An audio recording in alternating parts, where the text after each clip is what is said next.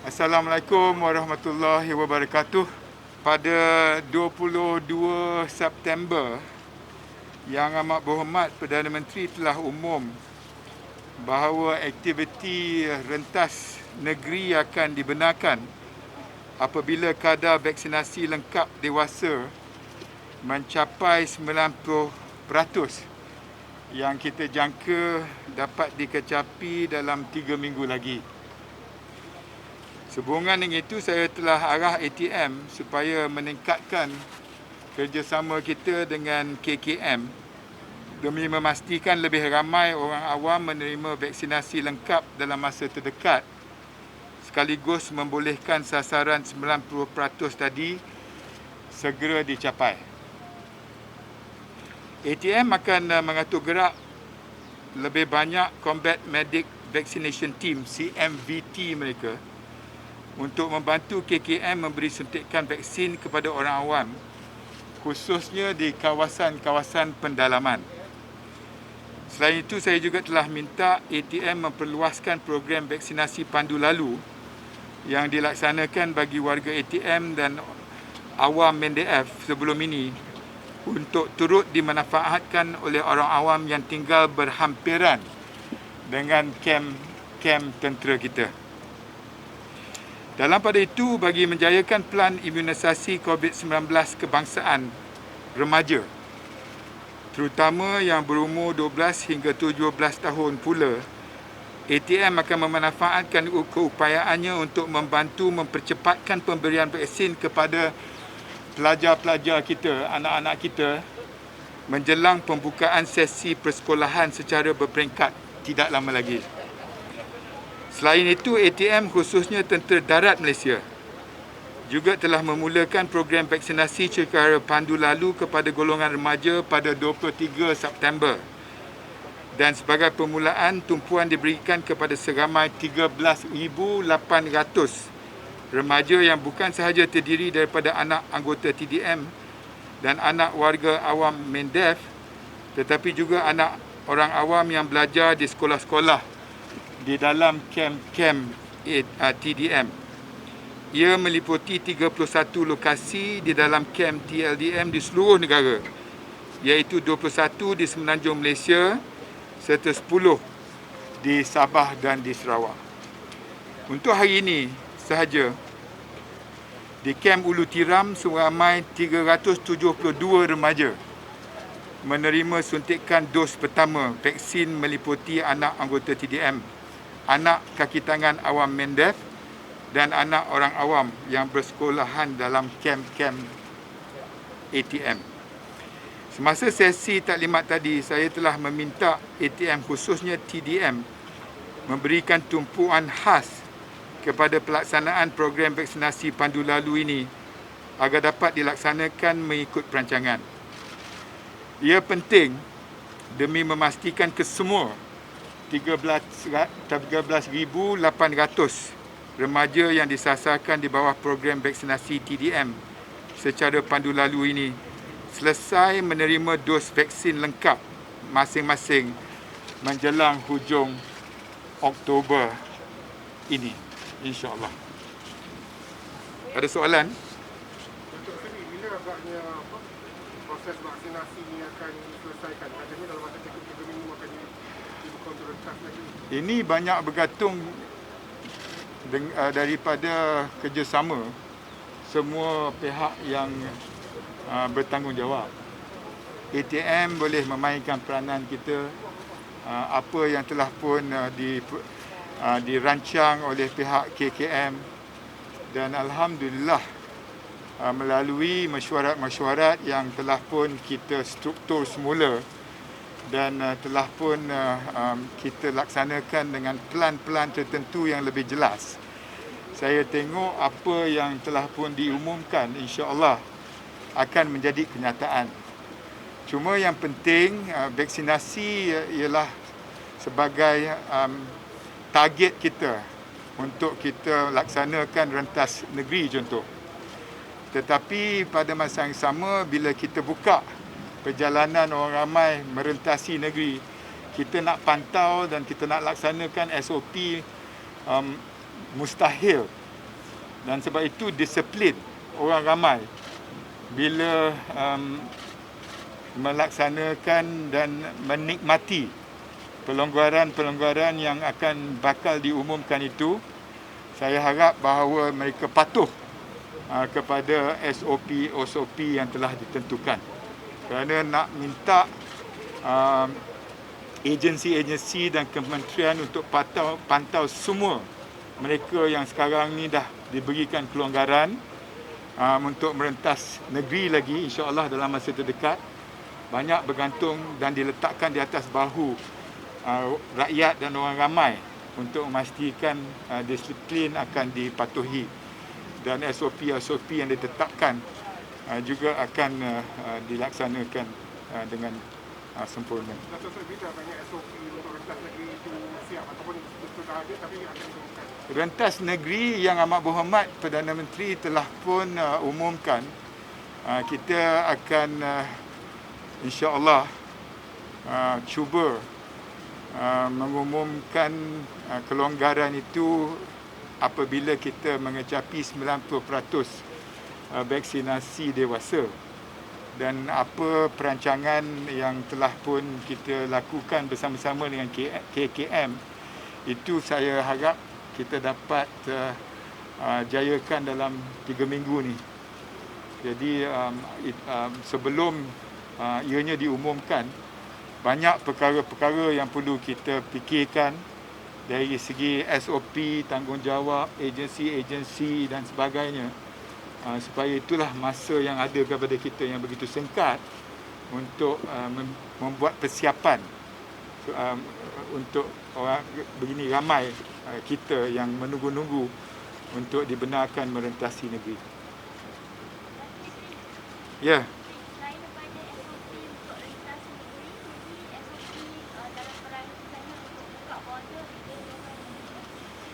Saya terkejut dengan kebocoran maklumat yang kononnya daripada sumber kita akan mengetepikan My Travel Pass yang berhubung kait dengan merentasi negara.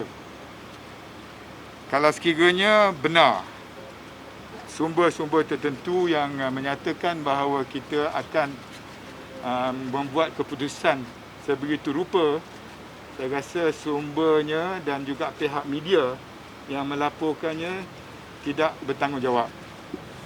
Kerana bagaimana kita nak memikirkan rentas negara apabila rentas negeri pun belum kita putuskan. Dan ini saya harap bahawa izinkan kita masa untuk memikirkan untuk rakyat kita keluar negara. Tetapi tumpuan kita sekarang ialah untuk membenarkan rakyat kita merentasi negeri di dalam negerinya sendiri.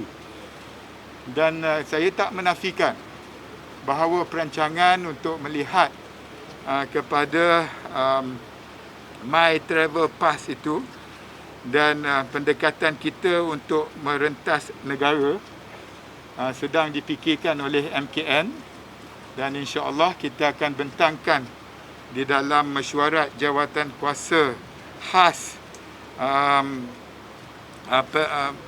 pandemik yang dipengusikan oleh Yang Amat Berhormat Perdana Menteri minggu depan. Dua-dua sekali. Boleh komen sedikit mengenai kenyataan PH di mana Malaysia perlu dilihat berkecuali dan tak berpihak kepada mana-mana kuasa besar berhubung kontroversi Pakatan 3 Hala AUKUS. Saya tengok bahawa kenyataan itu tidak berasas kerana apa yang saya telah maklumkan kepada Dewan Rakyat jauh sekali untuk mendapat arahan daripada negara China. Polemik geopolitik kuasa-kuasa besar khususnya Amerika Syarikat dan China selalu menggunakan dan memperalatkan pertimbangan politik domestik untuk melaga-lagakan kita. Saya dah nyatakan bahawa saya akan menghubungi China untuk mendapat maklum apa sebenarnya pendirian China berhubung kait dengan AUKUS ini. Dan juga apa mungkin tindak balas China terhadap apa yang dilakukan oleh Australia, USA dengan United Kingdom. AUKUS apabila dibincangkan oleh 3 negara ini, dia orang tak bincang dengan kita pun. Jadi takkan mereka nak salahkan kalau kita nak berjumpa dengan China, satu lagi kuasa besar yang mempunyai sesuatu pendekatan yang perlu kita dekati sebelum mereka membuat tindak balas, tak berulang ketidakperbincangan atau ketidakpengetahuan kita dalam AUKUS. Apa salahnya kalau kita mendapat maklum balas, bukan mendengar arahan, tetapi untuk maklum balas apa dia pandangan China dan apa mungkin tindakan mereka terhadap AUKUS ini, supaya kita di rantau ini termasuk negara-negara ASEAN yang lain boleh mengambil tindakan proaktif. Kelebihan yang ada kepada Malaysia, kita baik dengan kedua-dua belah pihak. Dan kalau ada pihak-pihak tertentu nak cuba melaga-lagakan kita, kita konsisten daripada dulu lagi. Kekuatan yang ada kepada Malaysia, kita mendekati kedua-dua buah kuasa besar ni. Dan hubungan kita mutual respect between us and the US and China. And they respect our stand. Kemesraan kita dengan negara-negara berkenaan tidak bermakna bahawa kita akan kompromi dari segi kedaulatan dan kedudukan negara. Jadi apa yang saya sebut di Dewan itu penting, kerana 3 negara bila mereka memikirkan AUKUS tak bincang dengan kita pun. Tetapi apa salahnya kalau kita membincang menggunakan hubungan kita dengan satu lagi kuasa besar yang berkepentingan di rantau ini untuk untuk mendengar pandangan dan kemungkinan tindak balas mereka berhubung kait dengan perkara ini. Dan apa yang kita nak lakukan dengan China, saya dah maklum kepada Menteri Pertahanan Australia.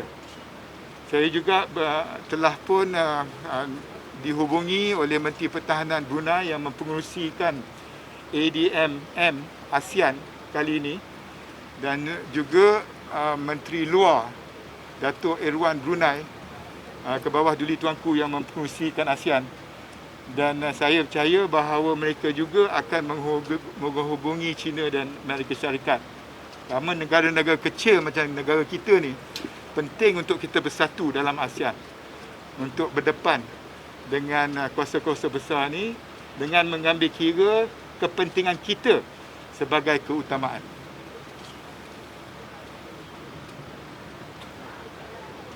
Apa lagi? Pakai mask ni mencungang. Ya.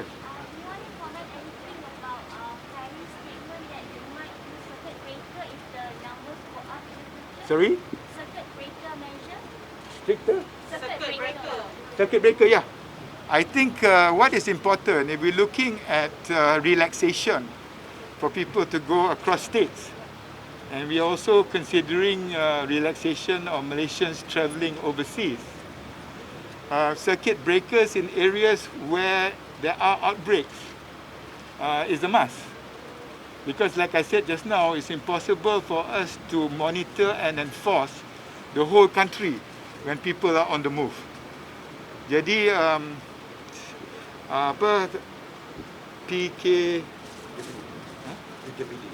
PKPD.